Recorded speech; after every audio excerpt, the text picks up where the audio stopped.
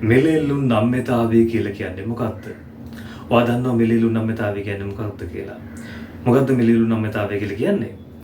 මෙල යම් ප්‍රතිශතයකින් වෙනස් වෙනකොට අන්නේ වෙනස් වන ප්‍රතිශතයට සාපේක්ෂව ඉල්ලුම් ප්‍රමාණයේ සිදුවන ප්‍රතිශතාත්මක වෙනසට අපි කියනවා මෙලෙල්ලුන් නම්‍යතාවය කියලා.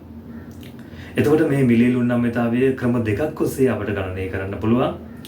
එකක ලක්ෂ මෙලෙල්ලුන් නම්‍යතාවය, අනිත් එක චාප මෙලෙල්ලුන් නම්‍යතාවය.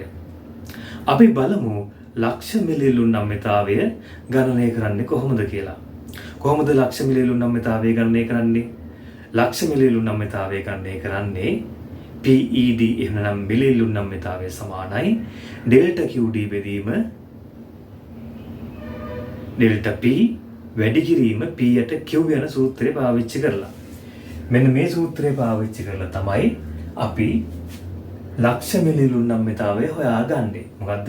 ඩෙල්ටා QD බෙදීම ඩෙල්ටා P වැඩි කිරීම P යට Q. මෙන්න මේ සූත්‍රය තමයි අපි පාවිච්චි කරන්නේ. එතකොට මේ යටතේ අපිට මෙලෙල්ලුන් නම්‍යතාවය හොයාගන්න ඕනේ නම් අපි අනිවාර්යයෙන්ම හොයාගන්න ඕන ඩෙල්ටා QD කියන්නේ මොකක්ද? ඩෙල්ටා P කියන්නේ මොකක්ද? P කියන්නේ මොකක්ද? Q කියන්නේ මොකක්ද? ඊ ලැබෙන සංඛ්‍යා ටික මෙතනට ආදේශ කරලා අපිට පුළුවන් මෙලෙල්ලුන් නම්‍යතාවය ගණනය කරන්න.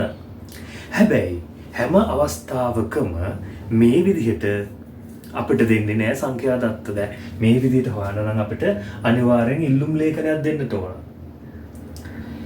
මෙහෙම දෙන්නේ නැතුව අපේ සමහර වෙලාවට විභාගෙදී අහනවා මෙන්න මෙහෙම ඉල්ලුම් සමීකරණය විතරක් දීලා මෙලෙල්ලුන් නම්‍යතාවය හොයන්න. ලක්ෂයක මෙලෙල්ලුන් නම්‍යතාවය හොයන්න කියලා.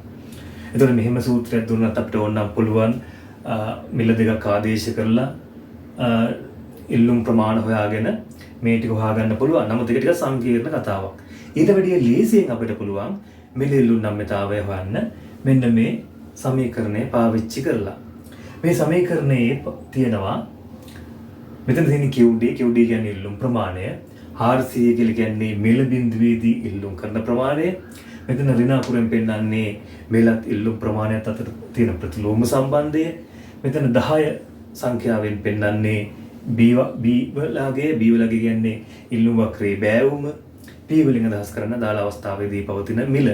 මෙන්න මේ ටික පාවිච්චි කරලා අපිට පුළුවන් ඕනනම් මෙලෙල්ලුන් නම්‍යතාවය හොයාගන්න. ඒකටත් සූත්‍රයක් තියෙනවා. ඒ සූත්‍රය තමයි මෙන්න මේක. PED සමානයි B ඍණ B වැඩි කිරීම P යට Q.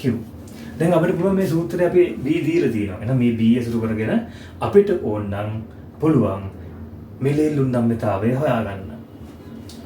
හැබැයි අපිට අනිවාර්යයෙන් මෙතනදී QD ප්‍රමාණයක් නම් හොයාගන්න වෙනවා. ඒකින්ද අපි ඉස්සෙල්ලාම මේ අවස්ථාවේදී පවතින QD ප්‍රමාණය හොයාගනිමු.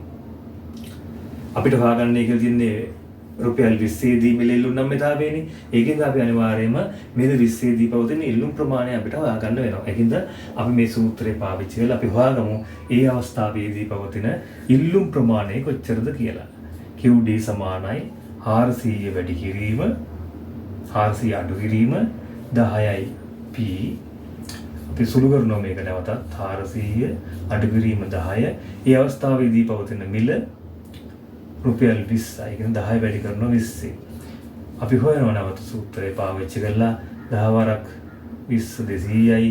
එහෙනම් රුපියල් 20 දී ඉල්ලුම් කරන ප්‍රමාණය මෙතන 400න් 200 කඩු කරාම 200යි. මෙන්න මේ උත්තරය අපිට ලැබෙනවා රුපියල් 20 දී පවතින ඉල්ලුම් ප්‍රමාණය කියලා. දැන් අපිට පුළුවන් මෙන්න මේ සූත්‍රය ආදේශ කරලා මෙලෙල්ලුන් නම්‍යතාවය හොයාගන්න. එහෙනම් PED සමානයි B වලගේ අපි දන්නවා ඍණ 10යි.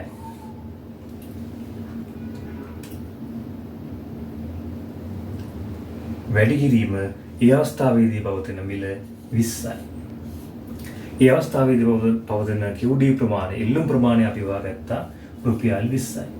දැන් අපිට පුළුවන් මේක සුළු කරන්න. මේ බිඳුවට මේ බිඳුව ගියා, මේ බිඳුවට මේ බිඳුව ගියා. දෙක දෙකෙන් බෙදුවාම 1යි. එහෙනම් මේක උත්තරය වෙලා ඍණ සංඛ්‍යාවක් එන්නට ඕන. මොකද ඍණ ඉතුරු වුණානේ. ඍණ 1යි. ඇත්තටම කිව්වොත් මෙහි අගේ 1යි එන්නේ අගේ 1 එනවා කියලා කියන්නේ ඒකීය නම් ඉල්ලුමක්. එහෙනම් මෙන්න මේ විදිහට තමයි ඉල්ලුම් සමීකරණය ඇසුරින් අපි ඉල්ලුම් නම්‍යතාවය හොයාගන්නේ. හරි ලේසි B වලගේ හොයාගෙන අදාළ අවස්ථාවේදී පවතින මිල බෙදන්න අදාළ අවස්ථාවේදී පවතින ඉල්ලුම් ප්‍රමාණය. එතකොට අපිට පුළුවන් මිල ඉල්ලුම් නම්‍යතාවය හොයාගන්න. තාමත් පහසුයි. ඉතින් මෙන්න මේ විදිහට හොයාගැනීමේ වැදගත්කම වෙන්නේ බහුවර්ණ පේපරේදී අපිට එනවා අනිවාර්යයෙන් මේ වගේ ගාණක්. ඒතකොට ඒ වගේ ගාණක් ආවහම ඔයාලට පුළුවන් මේ සූත්‍රය පාවිච්චි කරලා මිල ඉල්ලුම් නම්‍යතාවය හොයාගන්න.